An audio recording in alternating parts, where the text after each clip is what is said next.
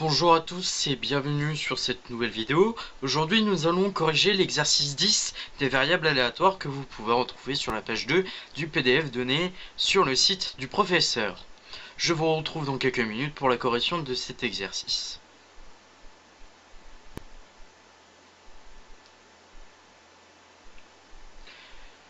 Bon, nous allons tout de suite passer à la correction de l'exercice. Tout d'abord, dans l'exercice, il vous est donné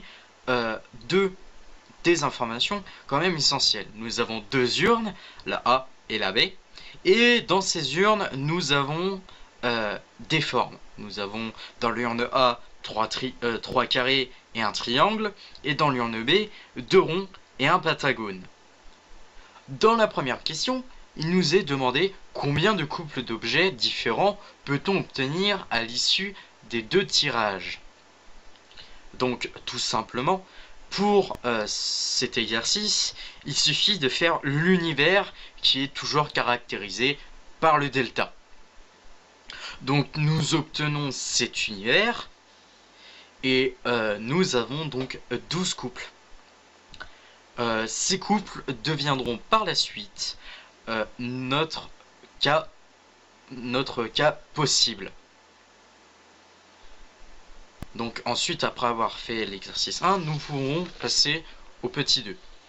Donc dans le petit 2, on a des événements, deux événements.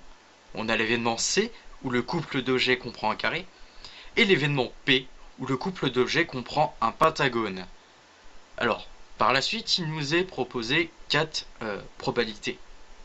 Donc la probabilité que l'événement C et P interviennent, la probabilité que C et l'inverse de P interviennent, la probabilité que l'inverse de C et l'événement de P interviennent, et la probabilité que l'événement inverse de C et l'événement inverse de P interviennent.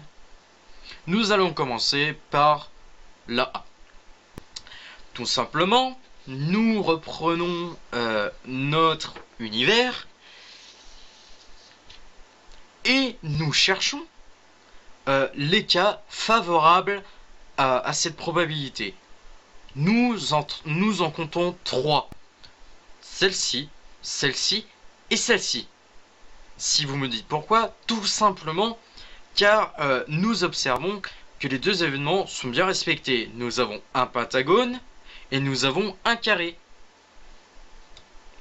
Du coup, nous pouvons dire que la probabilité est de 3/12. Passons à la petit b. Donc le petit b, je rappelle que c'est la probabilité que l'événement C et que l'événement inverse de P intervienne. Du coup, nous reprenons l'univers et nous cherchons les cas favorables où l'objet comprend, où le couple comprend un carré et où le couple ne comprend pas un pentagone. Et alors, nous en décomptons 6. Celui-ci, celui-ci, celui-ci, celui-ci, celui-ci et celui-ci.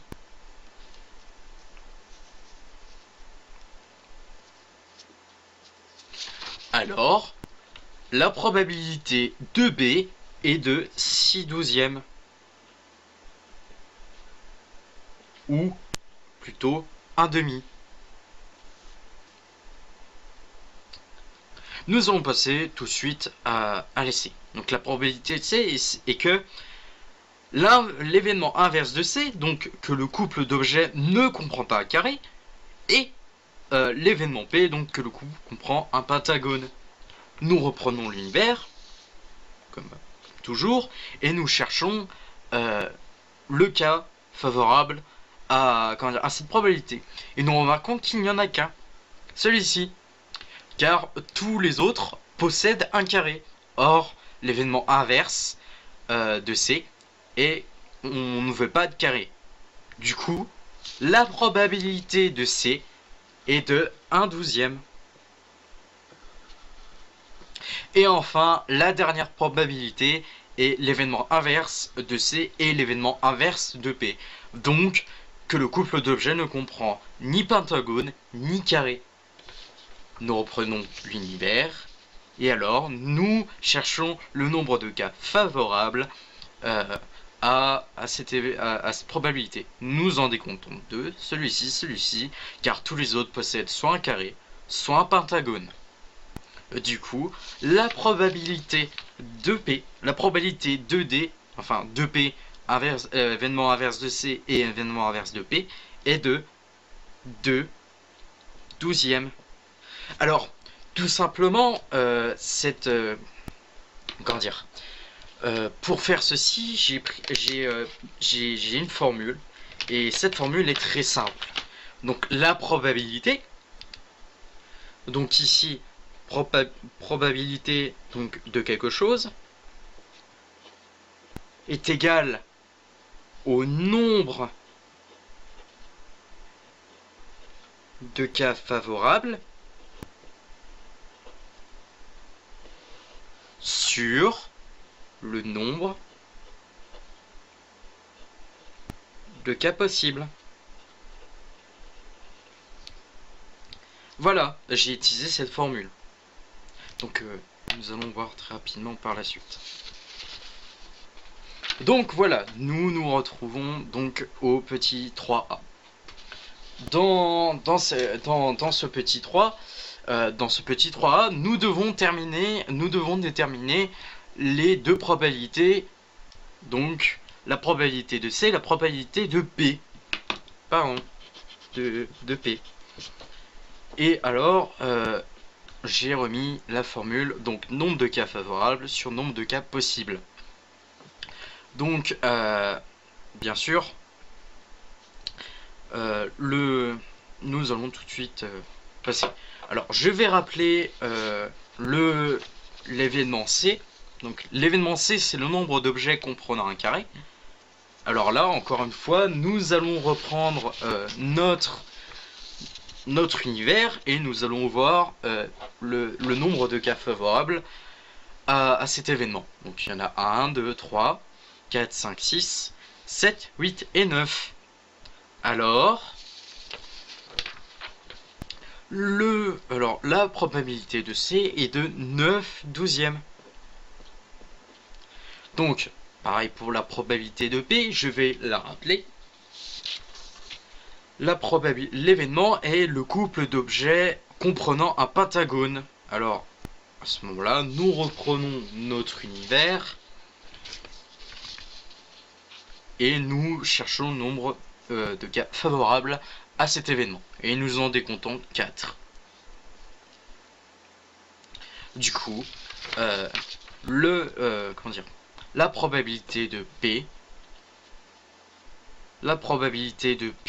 est de 4/12. Par la suite, dans le petit d, on doit compléter l'arbre, l'arbre donc, qui vous est donné. Nous devons juste mettre les chances de probabilité.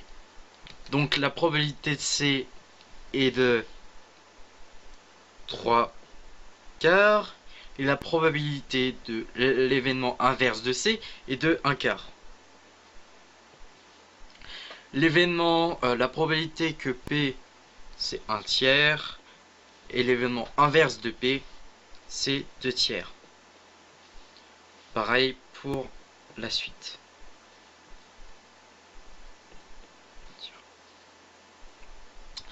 Donc voilà, nous avons complété l'arbre.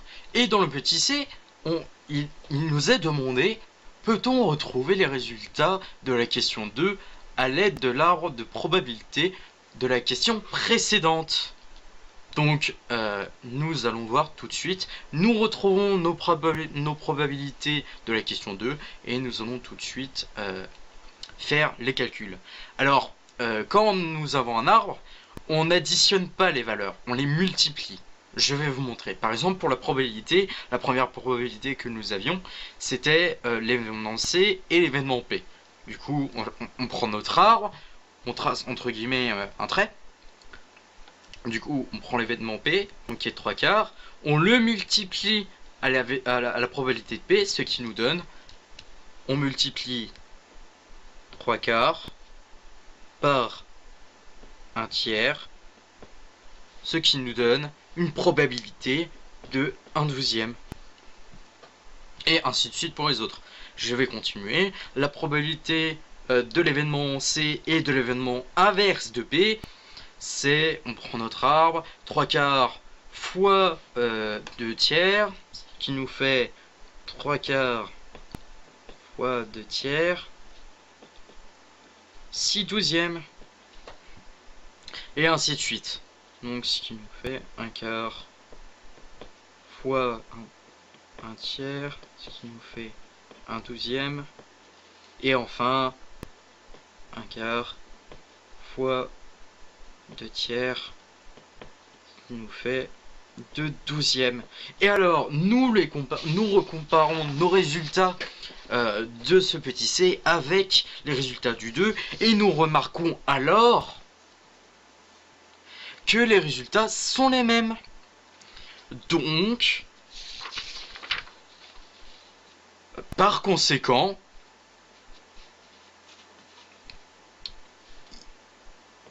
il est possible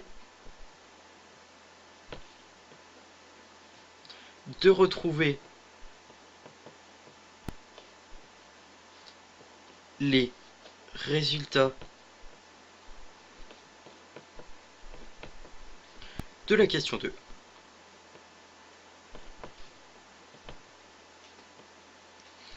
grâce à cet arbre.